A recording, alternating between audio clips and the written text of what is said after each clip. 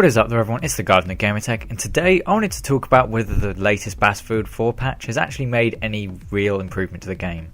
Now, I'm not going to lie, it has done a lot for the game. They've made recoil changes, weapon balance changes, map changes for rush, and they have done quite a lot of work, and the netcode I think has actually been greatly improved. Your shots now register so much more quickly than they used to, but what I want to say is, has it actually done enough for the game? Because admittedly, it does play a lot smoother, it feels really good as a game now, apart from the fact that it's still kind of messed up. It's like it was messed up, they've kind of unmessed it, but it's still kind of not there. It's just still lacking the sort of essence of being a good game that it needs, because the maps are still an issue. They really are not well designed at all, and it's really come across as a problem. And admittedly, the DLC maps did look like they were quite cool, but I wasn't going to buy them. I'm still not going to buy them, because it's like, it was such a screwed up game at launch.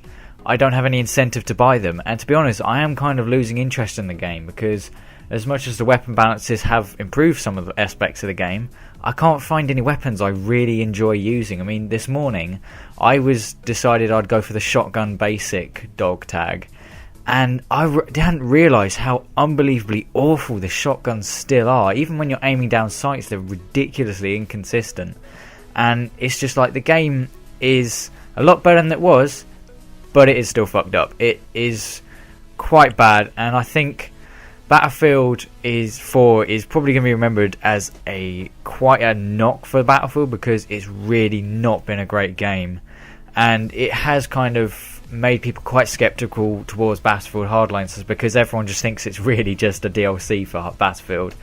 And if that's the case, then that attitude means that Battlefield is going to end up with what the Call of Duty community has done, whereas the community is actually starting to kill the game.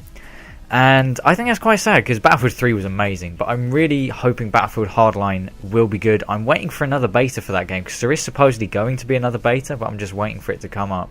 But I think the patch has done a lot of good for the game. DICE did a good job at reworking, but there are still things that really do need fixing, especially map balance for TDM and deathmatch modes, because I was playing the deathmatch modes to get my shotgun kills, and it's like people can still go on the roof on Siege of Shanghai, they can still go on the roofs on Lankang Dam, and it's just like, why has this not been fixed? Yeah, Rush is my favourite game mode, but I can't use every weapon in Rush, because at the same time the maps still aren't designed so that you can use every weapon. Battlefield 3 maps, you could use pretty much anything, and as long as you were good with the weapon you could do well, but the map design has really been one of the main flaws in Battlefield 4 and just sort of general games that were released last October and November, because Call of Duty Ghosts had the exact same problem. Map design has kind of ruined the game.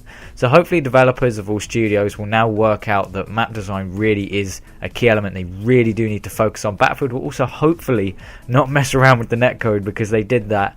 Because also Levolution was one of the main issues that caused it, because the Levolution, they had to like lower some of like the specs on the game so they could run Levolution on the engine and not have the game so it's like a massive file. So I personally think that Levolution really doesn't need to be in the game. It's a cool idea, but it just doesn't work, and it kind of does ruin the maps in a way. It just sort of gets a bit annoying, because the amount of times on Lankang Dam I've been like lining up a sniper shot, about to get a headshot, I'm literally just about to press the trigger, and then the dam collapses and my gun is shaking all over the screen and I can't see anything. It's like, really? I had a brilliant shot lined up, didn't quite get around to taking it, couldn't get the kill. That person may end up then taking an MCOM or something, and you can end up theoretically losing games because the map has screwed you over.